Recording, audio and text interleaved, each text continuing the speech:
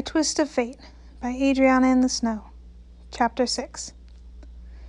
Patton hurried to his front door, his mind frantically trying to figure out what he was going to say to Remy when he opened it. Yesterday, Remy had been his only soulmate, but now that was very much not the case.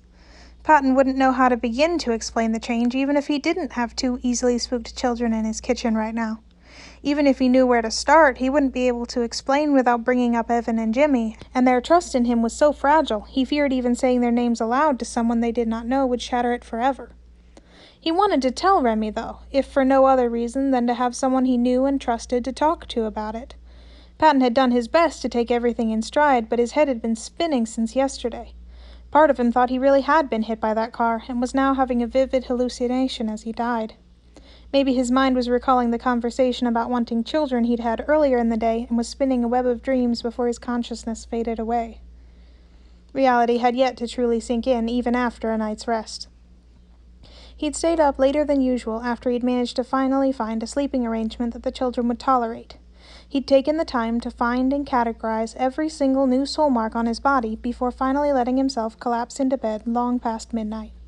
Considering what he'd found, it still took him a while to calm his brain enough to sleep.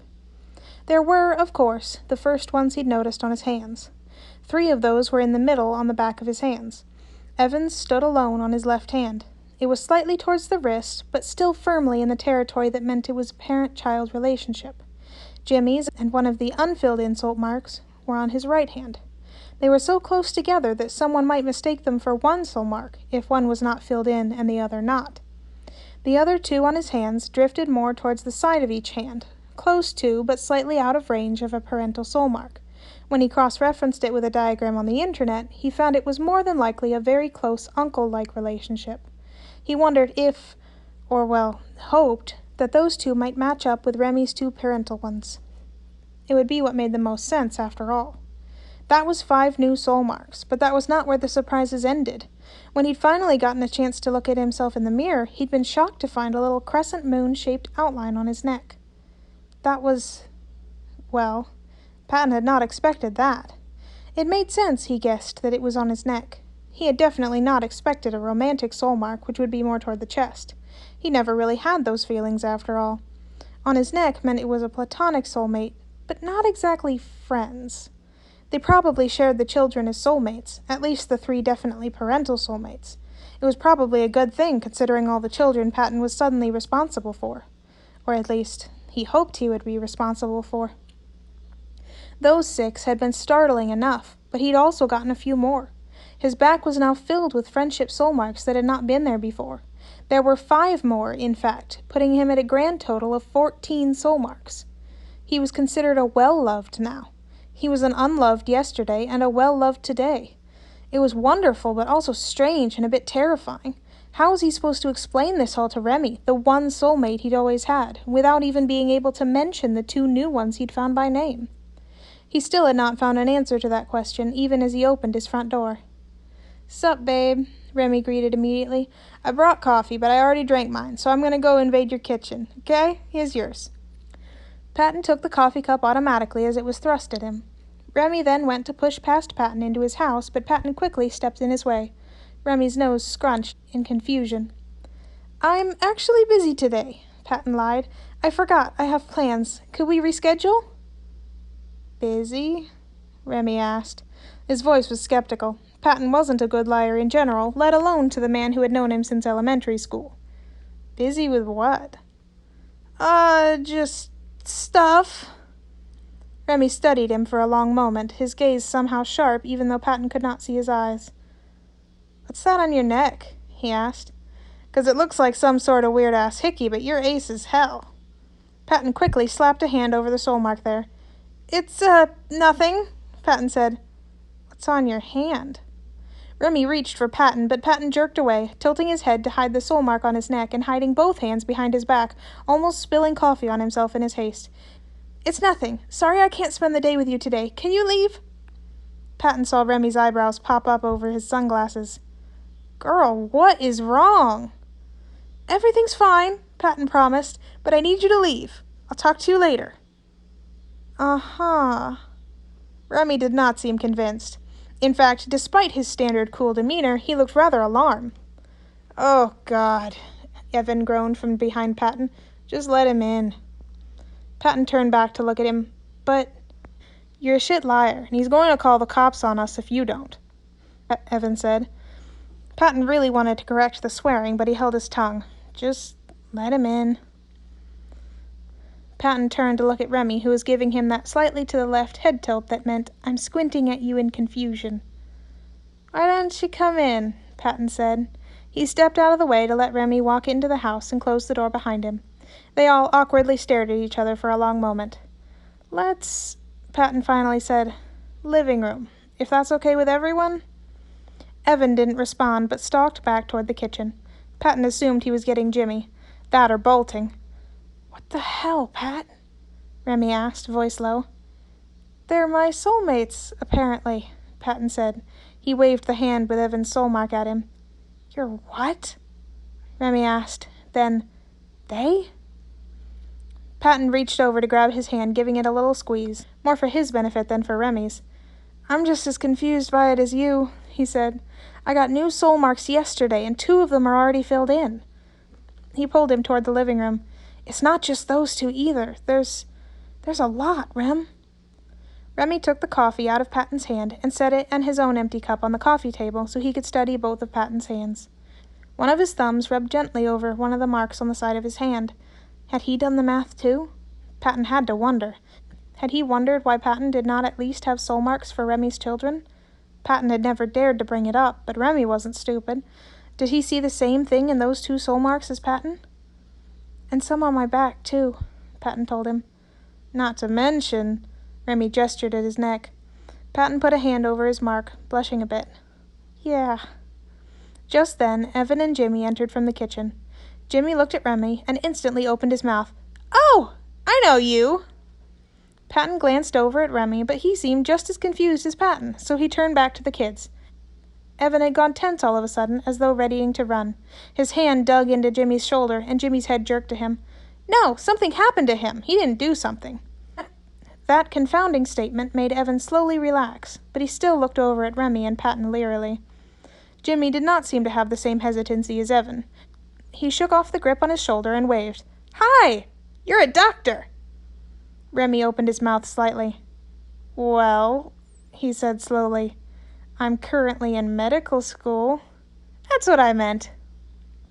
Patton watched curiously as Evan's eyes slipped closed in frustration. Something was off with Jimmy. Patton could not quite figure out what it was yet, but clearly something about him was being hidden, and Evan knew what it was. Patton had some suspicions, but like his knowledge that Evan was a shapeshifter, he kept them to himself. Uh-huh, Remy replied. Why don't we all take a seat? Patton suggested. Remy looked over at him and then sat on one of the armchairs next to the couch.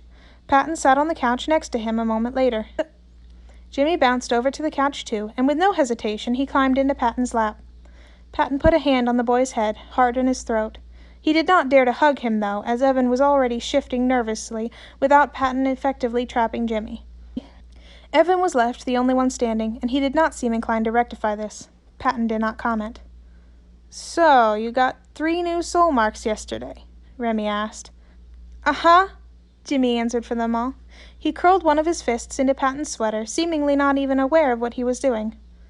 I'm not quite sure how, Patton said. I didn't even know that could happen. Usually it can't, Remy replied. There are only 2 documented cases in the last century. We learned about them a few weeks ago. One was a polio patient for his doctor in the 1950s. The other was only a year ago in New York, I think. Someone born with no soul marks gained one randomly. In both cases, they only gained 1. I haven't even heard of any instances where multiple were gained, and why it happened is greatly debated, but there aren't enough cases to prove any sort of pattern. Remy looked at him curiously. Was there anything that happened to you that may have caused it? Patton hesitated. There was a clear answer to that question, but it wasn't exactly easy to tell your best friend that you'd almost died. He almost got smushed by a car, Jimmy informed him. Evan ran across the street and shoved him out of the way, but he was going to bleed out in the street and die. Patton winced as Remy looked at him, expression unreadable. You were going to die? He asked. Yeah, Patton replied softly. He could tell that the thought badly hurt Remy, but he seemed to shove the pain down. And being saved caused the new soul marks? He asked. They were there by the time we hit the ground, Patton confirmed. I guess that makes sense, Remy said, after a moment of thought. It does? Patton asked. If you suddenly weren't going to die when you were before, it makes sense you'd gain soul marks. There was silence as the room absorbed that. What's your name? Jimmy asked suddenly, voice lighter than it probably should have been considering the previous topic. Why are you a doctor? Why are you wearing sunglasses inside? Why are you carrying around an empty coffee cup? Are you going to refill it or just throw it away? Did you know that 16,009,402,282 disposable coffee cups were thrown away last year? What? Whoa, one at a time, kid, Remy said, his mouth edging up into a smile. My old brain can only process so much at once. My name is Remy. Jimmy frowned. Not being able to remember many things is probably bad if you're going to be a doctor, he said. Patton couldn't help but laugh and pat his head. I guess you're right, Remy agreed. I'll have to work on that. What's your name? I'm, Jimmy, he said. Like I said, that's Evan. He's not going to introduce himself because he's crabby.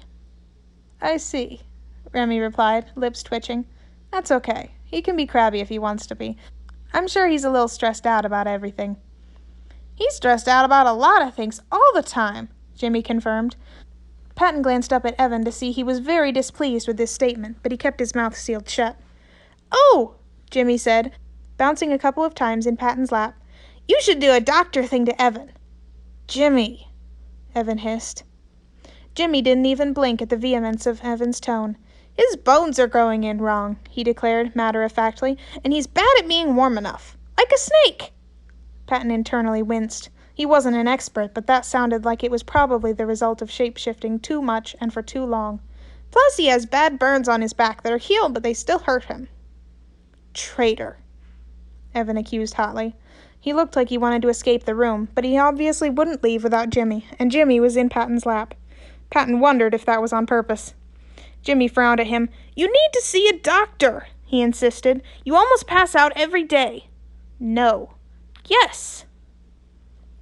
They stared at each other for a few long moments. I'm not going to make anyone accept medical care they don't want, Remy said evenly. Evan looked at him. He was pretty twitchy and still looked like a trapped animal. If you want me to look at you, I will, but I won't make you, even if you are sick, and you can stop me at any time. Really? Evan asked suspiciously. Really, Remy confirmed. It's an open offer, but we can stop talking about it if it would make you more comfortable. Jimmy was frowning at Evan, but Evan just glared back. The younger boy seemed to shrug it off after a moment. He tilted his head back to look at Patton. Can we make the cookies now? He asked. Patton laughed. Sure, he agreed. We can make the cookies. Evan seemed to slowly relax just a bit as the day went by. As promised, Patton made double chocolate chip cookies with the help of both Jimmy and Remy. Jimmy was a bit too enthusiastic and often almost knocked things over. He also had interesting ideas for additions to the batter that he did not always remember to ask for permission for before putting them in the bowl. Remy, on the other hand, knew exactly what he was doing when he tried pouring coffee into the batter, and Patton was very unhappy with the fact that he was trying to caffeinate Jimmy of all people. Evan ended up being the most help, despite insisting on just observing. He warned Patton about almost all of the potential disasters before they were put into the batter. After the cookies were put in the oven, they went with Remy and Patton's original plan of watching movies, though they chose more age-appropriate ones than the planned romantic comedies. If Patton was being honest, he actually preferred the Disney movies over whatever Remy would have inevitably chosen. Despite there not being any caffeine in the cookies they ate, Jimmy insisted on bouncing between sitting on the couch with Patton and in the recliner with Evan every 30 minutes or so. This had been going on for 2 1/4 movies and didn't show any signs of stopping. He just jumped onto Patton without warning, causing Patton to jerk and accidentally knock a bowl of popcorn into Remy's lap. Remy just laughed, looking over at Jimmy with a smile, and that's when Evan broke. What would you do? He asked. Remy blinked over at him, one hand still distractedly brushing popcorn off his front. In the doctor thing, or whatever, Evan clarified. Remy didn't move from his seat in the armchair next to the couch, instead just folding his hands together over the popcorn in his lap. He calmly explained from across the living room, with Lady and the Tramp running in the background, every part of a normal doctor's checkup. Then he explained about wanting to take a look at his burn scars, as well as do a couple of x-rays. "How would you do the x-rays?" he asked suspiciously. Remy smiled and tapped the edge of his sunglasses. "There's a reason I wear sunglasses inside," he said. "You have a superpower," Evan said, something odd in his tone. "X-ray vision. Believe it or not, that's not why I'm becoming a doctor." Evan bit his lip. "You can do the first few things. We'll see about the rest." "All right, kid," Remy agreed easily. "Pat, you have a thermometer and a blood pressure cuff, right? Can you get those for me?" "Sure," Patton said, gently pushing Jimmy off of his lap and walking to the main bathroom to grab what Remy had requested. When he returned, Remy had stood and crossed to kneel next to Evan's chair, and Jimmy had abandoned the couch to sit on his armrest. "There was also a stethoscope," Patton said. He set the instruments on the side table and then quickly backed off to give Evan some space and sat on the couch again. "Thanks, Pat," Remy said without looking at him. He was careful not to crowd Evan, giving him the thermometer to take his temperature himself and asking him to tilt his head so he could flash a penlight in his ear instead of guiding it to the side like doctors usually did when Patton got checkups. Evan even allowed him to put the stethoscope under his shirt to listen to his breathing. "Okay," Remy said when he was done with that. "We're done with that part. Up to you if you want me to do the rest." Evan hesitated. He glanced over at Jimmy. "Fine," he said after a moment. "You can look at the burns." "You'll have to take your shirt off," Remy said. "Right." "Would you like a blanket to cover up the rest of you?" Patton offered. Evan glanced at him. Yes, I would." Patton nodded and grabbed one of the blankets on the back of the couch. He walked it over to him and handed it over. He took it and wrapped it around himself before starting to squirm out of his shirt from underneath it. "Okay," he said after he was finished. Patton could see the stress at his vulnerability growing in his eyes. "It's on your back, right?" Remy asked, his voice gentle. "Yeah," he said. "All right, I'm going to touch your shoulder," Remy soothed. When Evan nodded, he reached out and slowly pulled the blanket away from his back. The acid burn scar there was much worse than the one on his face, deeper and more widespread. It made Patton's chest ache to think about the pain that the injury had caused when it had happened, especially if it was bad enough that it still hurt him now. "Okay?" Remy made sure. "Yeah," Evan answered. Remy nodded and leaned forward, his fingertips just brushing the skin on the child's back. The second their skin touched, they both jumped. "Interesting," Remy said, surprised. Patton's eyes were glued on what had startled them both. A soul mark had filled in on Evan's back right in the middle of the deepest part of the burn. It looked like nothing Patton had ever seen before. Before he and Remy had touched, Patton hadn't been able to see that there had ever been a soul mark there. Whatever had been used across his shoulders had seemingly completely erased it, but now there was an emerald blot of color, twisted and distorted by the burn, but still definitely there. Whatever shape it was meant to be before was indiscernible, but the way the color subtly popped out against his dark skin was still incredibly beautiful. Evan twisted around to look at the soul mark in confusion. "Didn't know you could get a soul mark that was burnt off." "You can't," Remy said. He squinted at Evan and then at Patton. "But I guess you're a weird kid." Evan's eyes flickered up to him. "You're the other half of this equation," he pointed out. "So what does that make you?" Remy replied with a smile. "I already knew I was weird." Evan smiled tentatively back. He seemed to be calmed by the fact that Remy was his soulmate, contrary to how he'd felt when he learned Patton was his soulmate. Patton was a bit surprised, but he guessed it made sense, considering a friendship soulmark didn't give Remy any legal rights to him, unlike a parental one. His fear was about control, Patton had surmised by the way he'd acted and the things he'd said about autonomy. He felt Patton was a threat to that, but Remy was not one. "I'm going to continue looking, okay?" Remy said, laying a hand on his shoulder again. Evan allowed it, and Remy kept looking at the burns through his glasses still. He asked questions about how much and when they hurt, and then sat back after a few minutes. "How about the x-rays?" Evan took a breath. "Yeah, why not?" Remy nodded and took off his sunglasses. He spent a few minutes looking at Evan, asking him to move into certain positions every so often. Eventually, he put the sunglasses back on and sat back. "I'm gonna be straight with you, kid," Remy finally said. "Are you a shapeshifter?" The tension that had left him after learning Remy was his soulmate returned full force.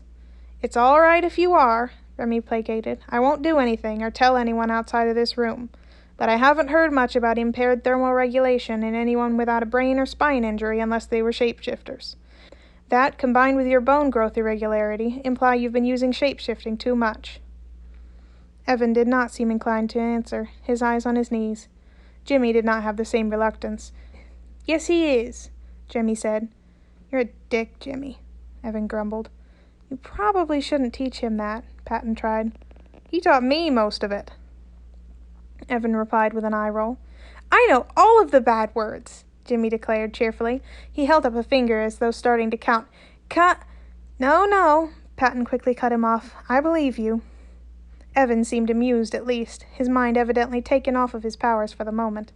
Remy snorted a bit himself. "You're a character, aren't you?" he asked. "That's a nice way of putting it," Evan said. Remy reached out to pat Jimmy on the head, and really, Patton shouldn't have been surprised when they both jolted a bit. "Cool!" Jimmy enthused. "I have a doctor soulmate. Can you x-ray me? Like with a real x-ray machine, not with your weird eyes? I want to see my insides. Then can you label all of my bones for me?" Remy snorted. "I reiterate, a character." "I don't know what reiterate means," Jimmy declared proudly. "Say something again," Remy informed him. He glanced down at his arm. "Huh," he said. "That one wasn't there yesterday." There was one on the back of his hand, almost at his wrist, meaning it was somewhere between an older brother and an uncle relationship. Jimmy likely had one higher on his arm. "You didn't notice?" Patton asked.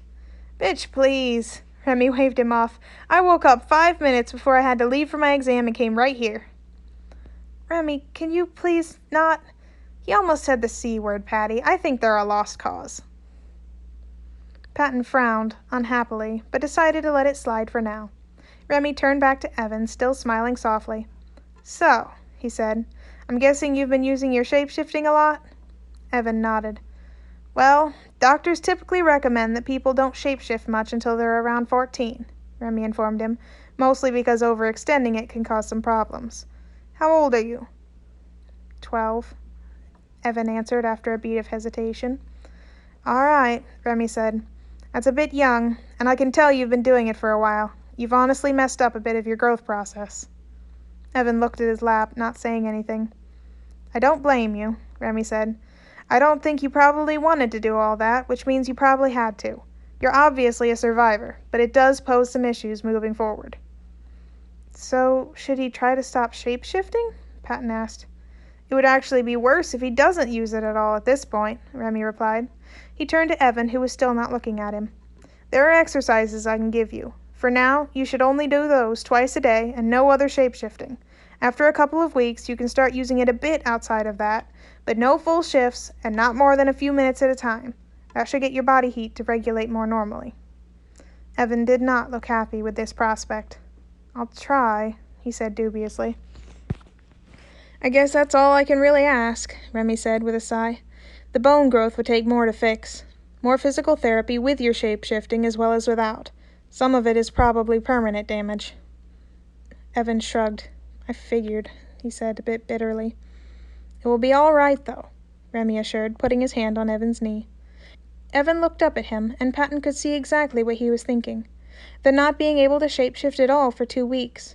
The extended physical therapy necessary to even start to fix the bone growth irregularities. Those things depended on having somewhere safe to do so. It depended on staying with Patton, and Evan still wasn't sold on that. "Of course," Evan said, and Patton could tell he was lying. Patton would need to do his best to convince him to stay. A lot more was on the line than he'd thought.